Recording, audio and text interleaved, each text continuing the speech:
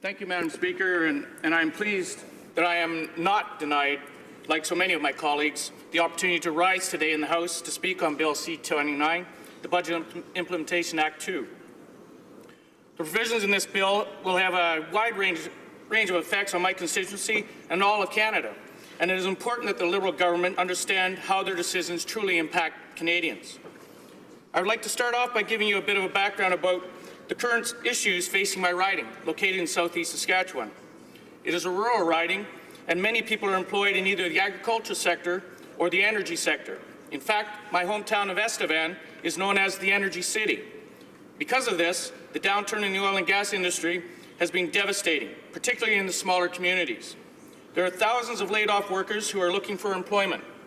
These men and women are wondering how they are going to feed their families, and it is unfortunate that their government seems to be unable or unwilling to provide them with the help that they so sorely need. The trickle-down effect is also evident in my riding. Small businesses such as retail stores and restaurants are closing their doors for good because the customers simply aren't there. It is difficult for a family to justify going out for a nice dinner when they haven't received a paycheck in months. My constituents need their government to help them in their time of need, but they're seemingly being ignored. As I said, the biggest issue that is currently facing my riding is lack of jobs.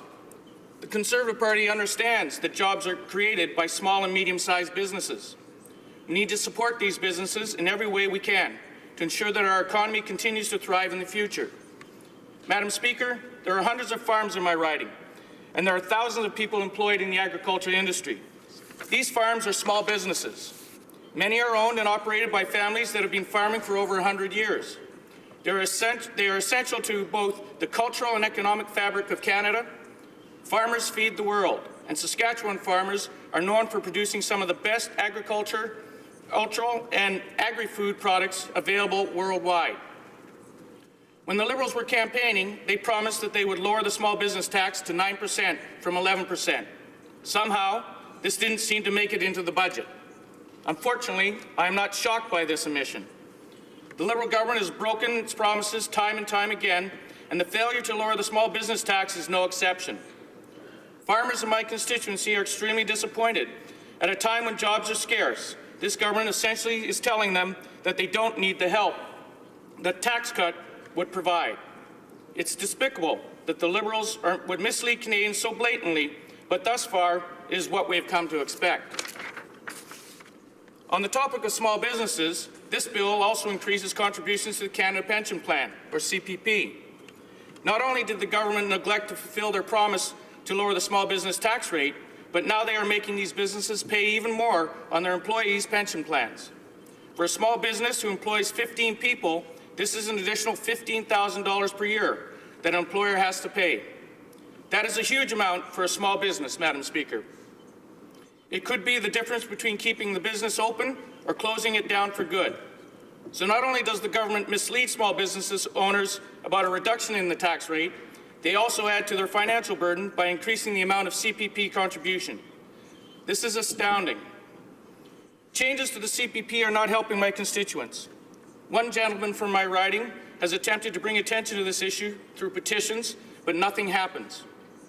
My office wrote to the Minister of Families, Children and Social Development on his behalf, sharing his concerns about how increases to the cost of medication meant that his CPP payment doesn't even cover his basic necessities like food and heat.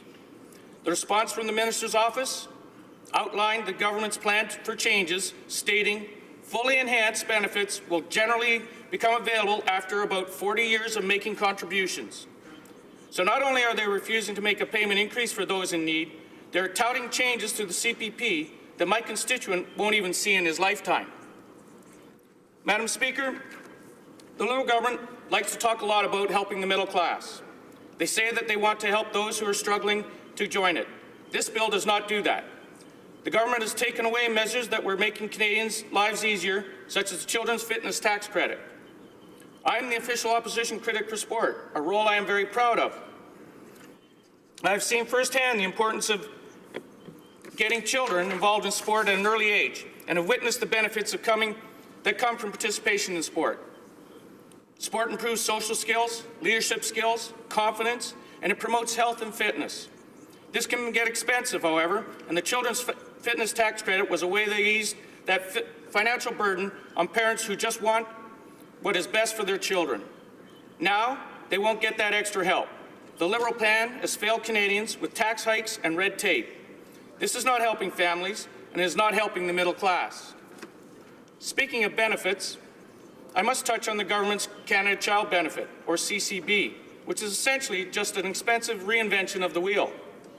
Under the previous Conservative government, there were 3 measures put in place to help Canadian families with children. These were the Universal Child Care Benefit, the Canada Child Tax Benefit, and the National Child Benefit Supplement. Those 3 programs worked. They kept more money in the pockets of hardworking families, which should be the goal of any government. When they announced the Canada Child Benefit, the Liberals forgot one important issue: indexation. Bill C-29, the second budget implementation bill, now confirms that the government will index the Canadian Child Benefit to inflation beginning in 2020.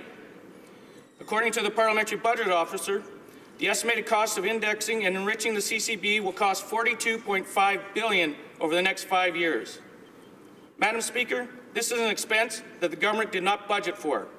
Canadian families simply cannot afford another tax hike.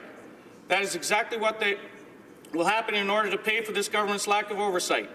My constituents do not need to pay more taxes, and Canadians in general do not need that either.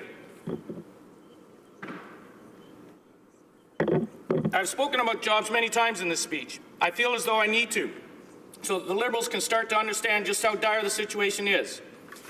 Due to the lack of available work in the oil and gas sector, many of my constituents have had to use employment insurance. Under the previous Conservative government, reforms were made to the EI system that actually helped Canadians get back to work. The changes made EI more efficient. They focused on job creation, eliminated disincentives to work, and helped to support unemployed Canadians by helping match workers and jobs. These changes are now being repealed. Madam Speaker, on this side of the House, we know that the best cure to unemployment is job creation. Employment insurance is meant to be a temporary support that helps unemployed Canadians through a difficult situation. It is not a permanent situation, which is why the changes introduced by the Conservatives were so beneficial. These people want to work. My constituents want to work. They do not want to sit at home. They want to earn their paychecks, and there is anything that the government can do to assist in finding jobs for these people, they should be doing it. Instead, these Liberals are repealing measures that were truly helpful. Again, it shows how much out of touch they are with the current needs of Canadians. One way this government can create jobs is through investments in infrastructure. The Liberals say their infrastructure will be the biggest and best that Canada has ever seen. They're spending billions of dollars, all of which is needed to be paid back by the taxpayer, and most likely our children, our grandchildren, and our great-grandchildren. Yet in my riding, there is virtually nothing to show for it. While there are millions of dollars available to enhance public transit in urban areas, small rural communities and their applications for infrastructure funding are being ignored. This is unacceptable at a time when job creation should be one of the main focuses of the government. Simply put, infrastructure projects create jobs. They need these jobs, but it appears the Liberals are forgetting about rural Canada once again. The record in Saskatchewan is plain to see. The Library of Parliament provided me with the figures on federal infrastructure spending in Saskatchewan over the past 20 years. From 1994 to 2005, the total spending was $222.2 million under the Liberal government. From 2006 to 2015, under the previous Conservative government, the total infrastructure spending in Saskatchewan was $1.256 billion. That is a huge increase in spending, and it came at a time when the province needed help. Why is it that now, when the people of Saskatchewan need their government's assistance in creating jobs, they're being left out in the cold? The budget will not balance itself, Madam Speaker. The spending of this government will affect Canadians for generations to come. The Liberals' only solution to problems facing Canadians seems to be to borrow and spend even more money than the budget initially set out. Money that will have to be paid back by Canadian workers, families, and job creators. This bill does not help the middle class, and it certainly does not help my constituents. We need jobs. We need support. We need the Liberals to show confidence in the agriculture industry and in the oil industry, to show confidence in innovation and recognize the values of carbon capture to the coal and power industry. and we need it to come now. Because of these reasons, Madam Speaker, I cannot support this budget. Questions and comments, questions et commentaires. The Honourable Parliamentary Secretary to the Government House Leader. Yes, thank you, Madam Speaker. I believe the member couldn't be any further in terms of being just outright being wrong. This bill, through the implementation of the budget, will in fact be of great benefit to Canada's middle class. This bill will, in fact, as I've pointed out on numerous occasions, bring literally thousands of children out of poverty, thousands of seniors out of poverty. This bill will put more money in the pockets of Canadians, which will allow for a larger disposable income, thereby providing more business for small business. If we have a healthy middle class, we will have a healthier economy. My question to the member is, the Conservatives talk about supporting tax cuts, yet they are going to be voting against 9 million Canadians plus that are going to be receiving a substantial tax cut. The question is, why? The Honourable Member for Souris Moose Mountain. Thank you, Madam Speaker, and I thank the member for his question. I've had a chance to walk around my riding and talk to all these people that are getting these CCB expenses or payments, and many of them are saying, and they turn to me and their answer to it is, who's going to pay for this? All this money is fine, but who's going to pay for it? And they're sitting at saying, how do I turn it back? Because bottom line is, it's not helping us. It's going to not help my children. It's not going to help my grandchildren. And they were asking that question, how is this government going to pay for it? It's not going to balance itself. The budgets don't do that. Questions and comments, questions et commentaires. L'honorable député de Rimouski, Négette, Témiscouata, Les Basques. Merci beaucoup, Madame la Présidente. Thanks to my colleague for his speech. I keep hearing from the Liberal side how their budget is actually great for the middle class.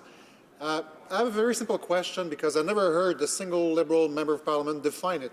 What is the middle class?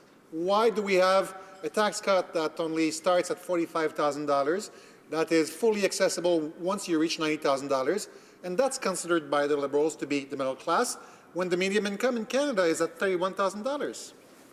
Honourable Member for Souris Moose Mountain.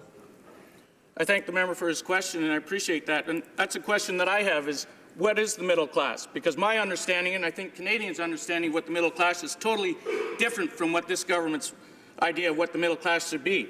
And that middle class needs to have that opportunity to work. That's what they want. They want jobs. They want that opportunity to step up and have those jobs and get out there and do something. And this government is not creating jobs. It has not created one single full-time job since they become in power. And comments, questions et commentaires. L'honorable député de Mont-Royal. Madam Speaker, I was a little astounded when I heard the member's comments about the Canada Child Benefit, and the people in his riding who are receiving it are coming to him telling him that they can't understand why they're getting this money, that it won't help them, and how are we going to pay for it? Madam Speaker, as we know, in the previous incarnation of the family allowance, all people of all income levels received it. And now the Canada Child Benefit is essentially going to the people who need it the most. I haven't had one person in my riding who's now getting it, telling me, oh my goodness, I really shouldn't be getting this. I'm wondering how the member reconciles the idea that the richest used to get this, now it's mostly going to the people who need it the most, and somehow they're coming and telling him that they don't really need it. Don't understand. The Honourable Member for Souris Moose Mountain. I thank the member for his question. And a lot of times what you have is Liberals inventing words. And the reality is you're taking one thing and giving another. And the reality is, here's a word for you. It's called dyspocketnesia. Oh, sorry, I apologize. The member to address it to the chair and not the individual members, please. Madam Speaker, here's a word that I think needs to be put into the dictionary. It's called dyspocketnesia. Very simple word. It means from this pocket to that pocket. And that's what this Liberal government is doing. It's taking it from one hand and putting it to another.